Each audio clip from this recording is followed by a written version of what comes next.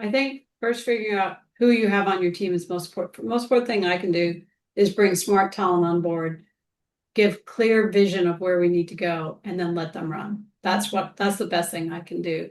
And someone asked me not too long ago, we just had our global convention. I do a series of like town hall meetings where they can come and ask me anything.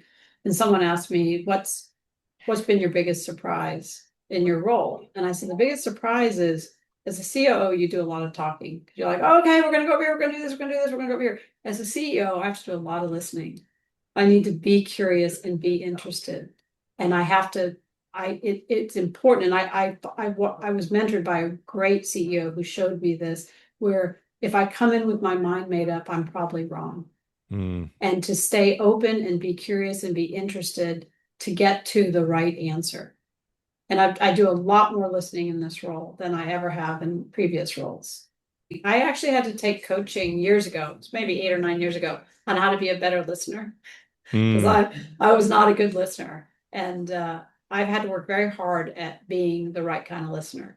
And this coach said, it's not what you're doing, it's what you're being. And I was like, I need you to explain this more. And that's what he was the one who taught me. I used to keep a Post-it note on my computer screen that said, be curious, be interested. Because I had to get much better in not just listening to what was said. Not only was I not listening to what was said, I was missing what wasn't said. And asking the right questions like, how do we know this is true?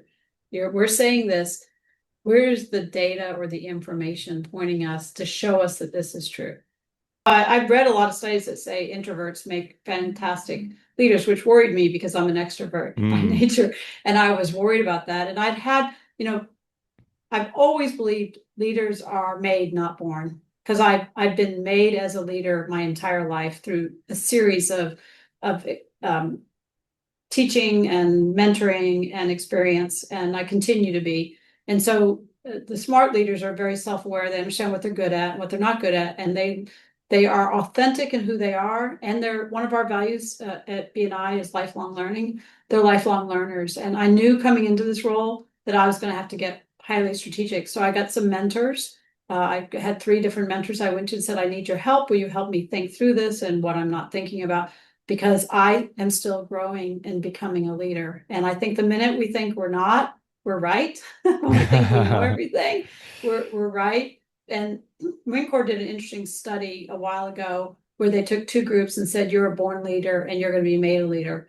And the leaders that were, you're going to be made a leader, they performed better. They did everything better. And so we shouldn't say, oh, this person's going to be a leader and this one's not. I think what we need to say is, what do we need to teach them to see if they will grow into doing that? And my old mentor and boss, he was an introvert. He was an amazing leader. And so I've seen amazing leaders that way. I think it's more about, are you practicing leadership? Are you studying it? Are you a lifelong learner? Are you finding, I watch leaders all around here and that do things really well. And I study them to see, is there something I should be learning from that?